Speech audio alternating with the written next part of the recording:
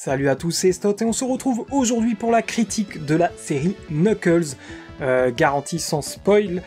Donc la série Knuckles, vous connaissez Knuckles, c'est un personnage de l'univers de Sonic. Donc cette série fait suite à l'univers cinématographique du hérisson. Donc on a eu Sonic le film 2, et donc là on a la série Knuckles qui précède le troisième film Sonic qui devrait sortir en fin d'année. Donc cette série est divisée en 6 épisodes et est sortie ce 27 avril sur la plateforme de streaming Paramount+. Alors je vais vous parler un peu du synopsis, je vais spoiler un petit peu les 20 premières minutes du premier épisode, je n'irai pas plus loin, rassurez-vous. Donc en fait la série de Knuckles revient forcément sur le personnage de Knuckles qui vit sur Green Hills avec Sonic et Tails, toujours chez les Wachowski. Alors on les voit pas trop les Wachowski, on voit juste Maddie, donc la femme de Tom. On la voit juste un épisode et Knuckles lui il vit un petit peu sa vie, il est un petit peu solitaire, voilà, donc il s'entraîne, il fait aussi des petites bêtises en découvrant un petit peu le monde des humains, voilà, il est pas encore très coutumier de notre monde et donc un jour, il reçoit une visite de l'esprit de Pachacamac, donc le chef de clan des Échidnés. Il va lui demander de prouver qu'il est un véritable guerrier, et pour ce faire, il lui confiera la tâche d'entraîner, d'avoir un apprenti et de le faire devenir lui aussi un guerrier. Et Knuckles se jettera sur Wade Whipple. Donc Wade Whipple, c'est ce policier gaffeur qu'il y avait dans les premiers, dans les films Sonic. Il va l'aider à prendre confiance en lui, à devenir un véritable guerrier, à s'entraîner, afin de remporter un tournoi de bowling. Voilà, ça c'est le synopsis principal. Il y a une sous-intrigue avec un ex-associé de Robotnik qui veut s'emparer du pouvoir de Knuckles pour se venger du gun. Je ne vous donnerai pas la raison parce que ça arrive bien plus tard, c'est expliqué bien plus tard, et puis ça spoil un petit peu.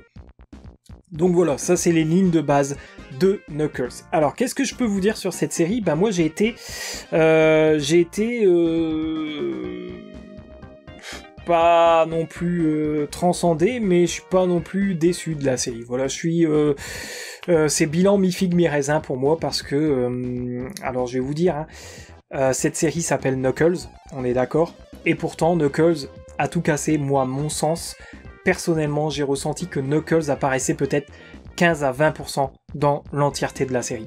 C'est-à-dire qu'on va beaucoup le voir dans l'épisode 1, on va le voir dans l'épisode 2, on le voit un petit peu dans l'épisode 3, et l'épisode 4, épisode 5, là, Knuckles, il apparaît, à tout casser 1 à 3 minutes dans tout l'épisode. Les épisodes font entre 25 et 30 minutes chacun, et ensuite on a l'épisode 6 où là, il apparaît un peu plus sans pour autant être autant que dans le premier. Enfin, c'est assez bizarre. On a l'impression que c'est surtout la série Wade Whipple. Voilà, ils auraient dû appeler ça Wade Whipple et Knuckles. Voilà, ils auraient dû appeler ça comme ça. Ça aurait été moins mensonger sur la marchandise. Alors après, je sais bien sûr que ça fait moins vendre, mais voilà, là je pense qu'ils vont s'attirer les foudres des fans pour avoir appelé la série Knuckles. Moi, quand on appelle une série Knuckles, je m'attends à voir l'origin story de Knuckles, je m'attends à voir comment il est arrivé jusqu'à Robotnik dans Sonic 2, comment s'est passée l'extinction de son clan, un peu plus expliqué, quoi, pas voilà, là on a juste eu des brides dans les films sans jamais avoir d'explication. Moi je m'attendais justement à ce que cette série comble ce manque, voilà, moi je m'attendais à ça, et pas qu'on nous fasse Wade Whipple cherche à gagner un tournoi de bowling, est à la recherche de sa famille ou je sais pas quoi. Enfin voilà, il y a énormément de choses qui tournent autour de Wade Whipple. Même l'intrigue avec l'associé de Robotnik, elle est carrément secondaire, voire tertiaire, quoi. C'est en fait, Wade a 2 intrigues principales et vous avez Knuckles qui a son intrigue qui est tertiaire. Et je peux même pas dire ce qui se passe à la fin parce que il y a une impression d'inachevé, parce que au début Knuckles se fixe un objectif et on sait pas à la fin, on sait pas si cet objectif est vraiment rempli ou pas, on sait pas s'il a une approbation, on sait rien du tout. C'est la fin est bâclée Mais il reste des bonnes choses. Il y a de très bonnes choses dans la série. Il y a des très bonnes scènes d'action. Il y a les effets spéciaux, les effets visuels sont assez réussis. Hein. C'est pas au niveau des films, mais c'est quand même au-dessus du court-métrage, des courts-métrages qu'il y a dans les Blu-ray, notamment Sonic et le drone. Là, c'est quand même un peu au-dessus. On voit quand même que c'est juste une série qui n'a pas les mêmes moyens que le film, c'est normal. Mais voilà, les effets sont assez réussis pour la plupart. Mais c'est surtout l'intérêt scénaristique qui est quasiment absent, quoi.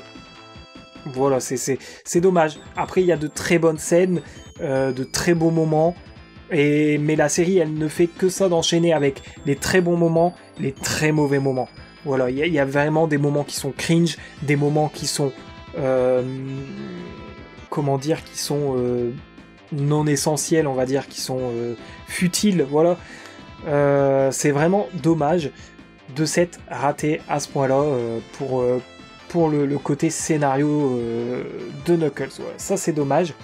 Après, reste que la réalisation est très bonne. Hein, je vous disais, il y a des scènes qui brillent de très bonnes idées.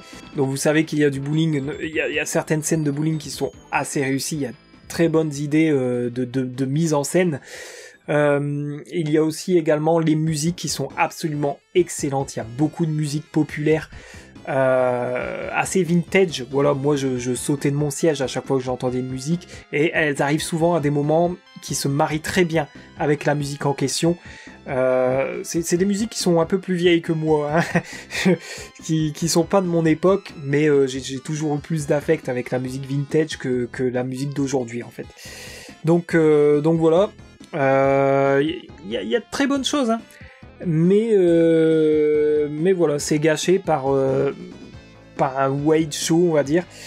Il y a même l'épisode 4 qui est absolument cringe pratiquement tout le temps.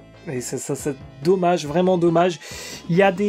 Par contre, il y a de très bonnes références au jeu. Il y a des références à Iblis, qui est un boss dans Sonic 06. Hein. C'est pas le meilleur des Sonic, mais au moins il y a Iblis dedans. Qu'est-ce qu'il y a d'autre comme référence? Vous pourrez voir notamment il y a des zones inspirées, il y a des endroits inspirés de certaines zones de Sonic, hein, je pense notamment à Casino Night Zone. Vous allez avoir des petits easter eggs assez sympas. D'ailleurs, en parlant d'easter eggs, je vais aussi vous parler de l'audio de la série. Donc voilà, moi j'ai regardé en VF principalement parce que pour une fois, enfin, on a Alexandre Gillet qui est là pour doubler Sonic. Enfin, exit Malik Bentala.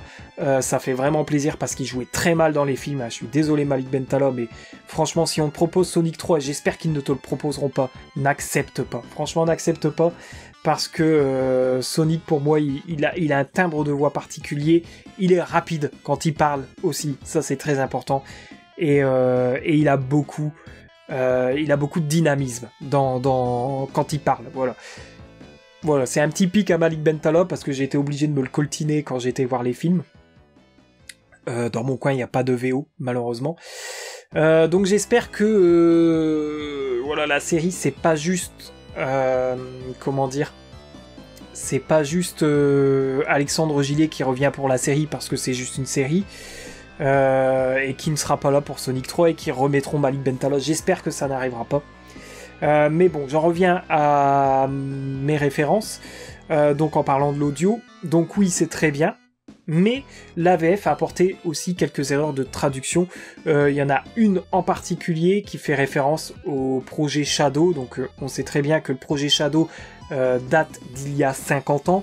Et l'AVF, à un moment donné, les commentateurs de matchs de bowling vont parler d'un événement qui est arrivé en 1994 avec un alien qui n'était pas rouge. Donc ils font référence au projet Shadow, seulement en 1994, c'était il y a 30 ans et non il y a 50 ans. Donc ça m'a mis un doute, j'ai vérifié en version originale, et dans la version originale, il parle bien de 1974. Voilà, donc grosse erreur de traduction pour la VF, c'est vraiment dommage. Donc bon, bah, ça va me conforter encore une fois, malgré tout, de quand même regarder en VO plutôt qu'en VF pour ce Sonic Cinematic Universe. Parmi les autres choses appréciables, qu'est-ce qu'il pourrait y avoir? J'ai parlé de la musique, j'ai parlé des effets spéciaux, j'ai parlé de quelques rares scènes très bien mises en scène. Jeu d'acteur de Kid Cudi, voilà, j'ai apprécié son personnage. Bien qu'il est là seulement pour se battre, hein, mais je trouve quand même que il se débrouille plutôt bien et ça fait plaisir de le voir dans un rôle comme ça. Rory McCann aussi, qui joue le limier d'habitude dans Game, enfin qui a joué le limier dans Game of Thrones. Il apparaît pas beaucoup dans Knuckles, hein, il apparaît peut-être 10 minutes, tout cassé dans toute la série, c'est vraiment dommage. Et puis après j'ai apprécié la mère de Wade. Alors je suis désolé, j'ai pas le nom de l'actrice, désolé. Mais voilà, elle jouait assez bien. Elle jouait même très bien. Voilà, j'ai apprécié ses scènes. Et puis voilà quoi. Après il y a très bonnes idées, il y a beaucoup d'humour, ça l'humour il est présent, il fait souvent mouche, hein, c'est assez rare que ça se rate. Bon après l'humour c'est selon les personnes, hein, parce que moi j'ai tendance aussi à rire de tout et de n'importe quoi. Là pour moi je rigolais assez souvent. Bon, sauf au moment cringe, hein, comme je vous disais. Il y a aussi des références à d'autres jeux que Sonic, hein. J'ai l'impression qu'il y a aussi une petite référence à Street of Rage. Bon bah voilà, c'est assez mitigé pour la série Knuckles, je suis assez déçu. Et puis ce qui est dommage, c'est que ça n'apportera rien pour Sonic 3, quoi. Et je m'attendais à pouvoir faire des vidéos théories par la suite, et il n'y a absolument rien, c'est vide, c'est vraiment dommage, quoi. Et à part cette petite référence à Shadow, hein, dont je vous ai parlé, il n'y a absolument rien. Et le pire, c'est la fin, quoi. Ça se termine vraiment de façon abrupte. Voilà. Ça se termine vraiment très vite. C'est une impression de bâclé, c'est dommage. Voilà. Mais pour moi, voilà, je le redis, cette série aurait pu s'appeler Wade et Knuckles. Voilà, tout simplement. Ça aurait été beaucoup plus réaliste sur la série. Moi, ça m'aurait moins dérangé qu'ils appellent cette série Wade plutôt que Knuckles. Voilà, ils auraient appelé ça Wade, voilà, parce qu'on voit les origines de Wade. On voit aussi ses hobbies, son quotidien, voilà, beaucoup plus que celui de Knuckles. C'est ça qui est désolant. Et voilà quoi. La prochaine fois, quand vous faites une série en utilisant un nom d'un personnage de Sonic, utilisez le personnage de l'univers de Sonic. Voilà, c'était tout ce que je pouvais vous dire sur Knuckles, hein, donc bon. Après, je dirais toujours aux gens de se faire son propre avis, de regarder la série. Là, c'est vraiment pour les fans de Knuckles ou les fans du personnage de Wade Whipple, mais pour des gens qui vont regarder juste la série comme ça, je suis pas sûr que vous accrochiez. À voir si vous voulez tenter le coup. Mais les 2 premiers épisodes sont forcément les meilleurs. Voilà, là c'est vraiment, pour moi, c'est les 2 premiers épisodes, ils étaient très bien, ils auraient dû continuer sur cette lignée, et ils se sont engouffrés dans quelque chose de complètement what the fuck par moment.